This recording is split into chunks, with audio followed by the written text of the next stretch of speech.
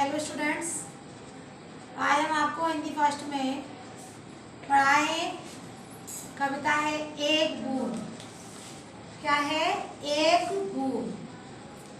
कविता के माध्यम से कवि ने शिक्षा दे रहे हैं, प्रेरणा देते हैं कि जीवन में कुछ हासिल करना होता है तो हमें समस्याओं का भी सामना करना चाहिए जिससे हमें अपने लक्ष्य पर पहुंच सकें।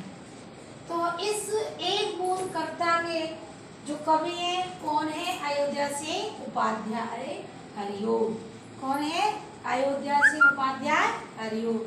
एक बूंद के माध्यम से बच्चों को शिक्षा दी जा रही है कि एक छोटी सी बूंद जो है जब आसमान में रहती है तो वह बादलों की गोद में, यानी कि उसके रहने का स्थान कहाँ है? आसमान, और उसकी वही गोद है।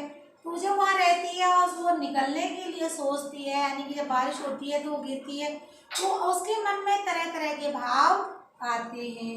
वैसे ही जब व्यक्ति कुछ नया काम करने के लिए आगे बढ़ता है तो उसके मन में भय, शंका, डर, ऐसे अनेक विचार उसके मन में आते रहते हैं।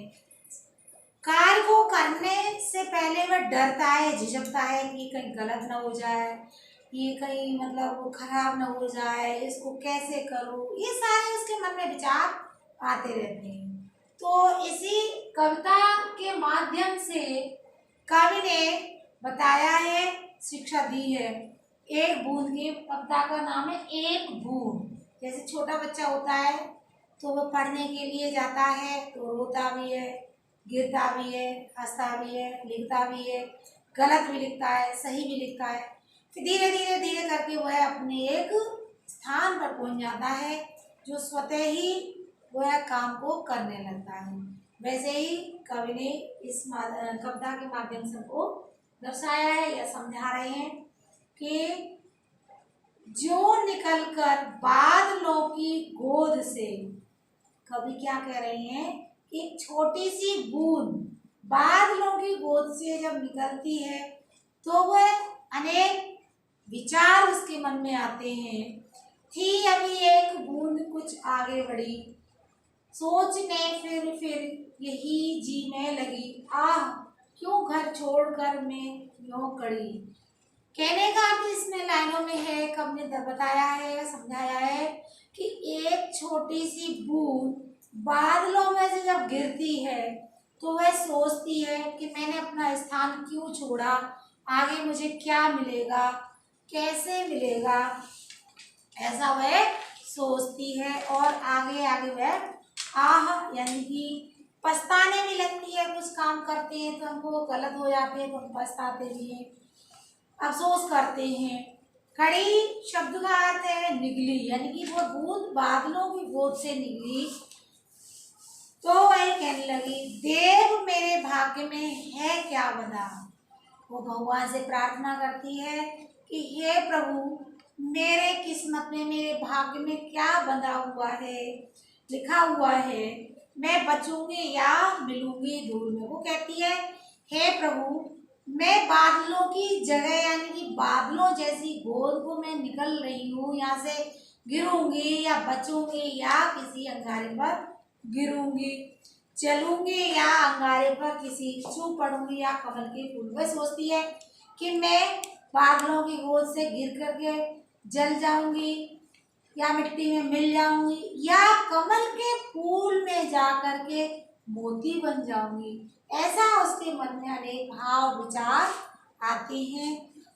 फिर आगे है चू पड़ूंगी का अर्थ है टपकना। चू पड़ू शब्द का अर्थ क्या है? टपकना, यानी कि चू पड़ूंगी शब्द का अर्थ है टपकना, और आह शब्द का अर्थ है पछताना।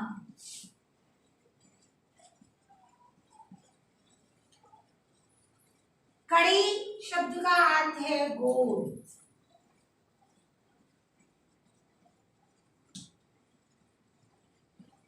एक खान, इस शब्द के दो अर्थ बन जाती हैं। एक खाने वाला भी व्यंजन से आ जाता है और एक होता है गोद।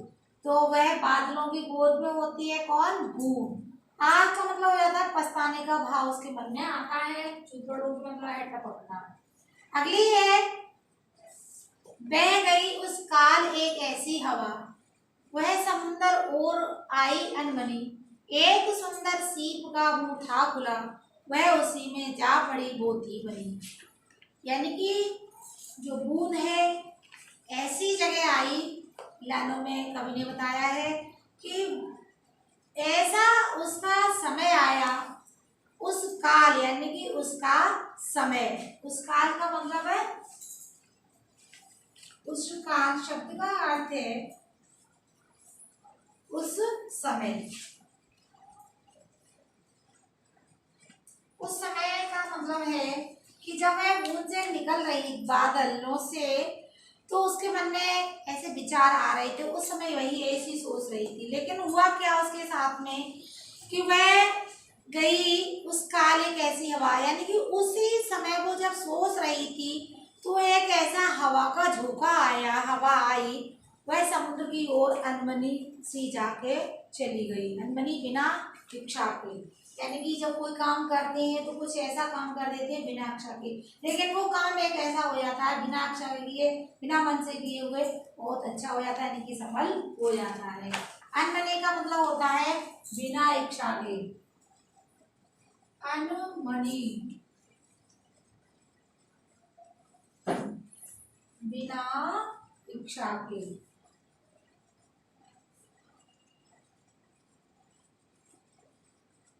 अनमनी शब्द का है बिना इच्छा के। तो जब वह सोच रही थी सारी बातें, तो एक ऐसी हवा का झोंका आया, वो समुद्र के किनारे उसको ले गया, यानी कि समुद्र के किनारे पर पहुंच गई। समुद्र के किनारे कमल के फूल तो उसमें खिले हुए थे, तो वह उस फूल ने एक सीप, यानी समुद्र में तो कमल तो नहीं होते हैं, लेकिन सीप, मगरमच्छ, घड़ियाली, बहुत सारे जानवर ऐसे बड़े बड़े होते हैं। तो सीप एक का जो मुंह था उसमें खुला हुआ, वह उसी में जा पड़ी बोती बनी। उसका भाग्य देखो, उस छोटी सी बूंद का बहुत सारे सवाल उसके मन में आ रहे थे। भगवान से यही प्रार्थना कर रही थी कि मैं यहाँ गोद से निकल रही हूँ तो गिरूंगी या जलूंगी या मिट्टी में मिल जाऊंगी या किसी में जाकर के मोती मिल जाऊंगी। ऐसे सवालों के जवाब से यानी भाव से उसके साथ में अच्छा हुआ, हवा का झोंका उसे समुद्र के किनारे ले जाता है, पहुंच जाती है बिना इच्छा के। उस समुद्र में एक सीप का मुंह खुला होता है, तो उसमें वह जाकर के एक मोती बन जाती है। क्या बन जाती है? वह एक मोती। लोग यूं ही झिझकते, सोचते, जबकि उनको छोड़ना पड़ता है घर, किंतु घर को छोड़ना पर अक्सर उन्हें बूंद लो कुछ और ही देता है घर। यहाँ कहने का भाव कवि ने कहा है कि जब व्यक्ति काम करने के लिए बाहर निकलता है तो उसके मन में बहुत सारे भाव, विचार अच्छे बुरे आते हैं। जिस प्रकार बूंद के मन में भगवान से प्रार्थना करते विचार आते हैं, वैसे ही व्यक्ति काम करने के लिए सकुचाता है, झिझकता है। झिझकना का मतलब हो जाता है सकुचाना। बूंद लो का अर्थ है बूंद के समान, लेकिन जब व्यक्ति काम को करता है तो वह एक ऊंचे अच्छे लक्ष्य पर पहुंच जाता है। जैसे एक बूंद अपने लक्ष्य पर पहुंच गई और वह एक मोती बन गई। इस कहानी के माध्यम से इस कविता के माध्यम से हम यही कह सकते हैं, कवि ने यही दर्शाया है कि व्यक्ति को अपनी परिस्थितियों से घबराना नहीं चाहिए, उसका मुकाबला करना चाहिए। परिस्थितियां जीवन में आती हैं कुछ अच्छे के लिए, हासिल करने के लिए। हमें अपने लक्ष्य से ओझल नहीं होना चाहिए, कार्य को करते रहना चाहिए। कोई भी काम करने से पहले अपने मन में विचार तो आते हैं, अच्छे आते हैं, लेकिन उन विचारों के साथ हमें एक बूंद के जैसे विचार रखने चाहिए। कभी कभी ऐसा समय आ जाता है जैसे समुद्र के किनारे बूंद जाकर के एक सीप के मुंह में क्या बन गई? वह एक मोती बन गई। उसी प्रकार हमें अपने काम को छोड़ना नहीं चाहिए, झिझकना नहीं चाहिए, डरना नहीं चाहिए, आगे बढ़ते रहना चाहिए। यही इस कविता के माध्यम से कवि ने बताया है। ये शब्दार्थ है आपका और ये शिक्षा है। इसके कवि अयोध्या सिंह उपाध्याय।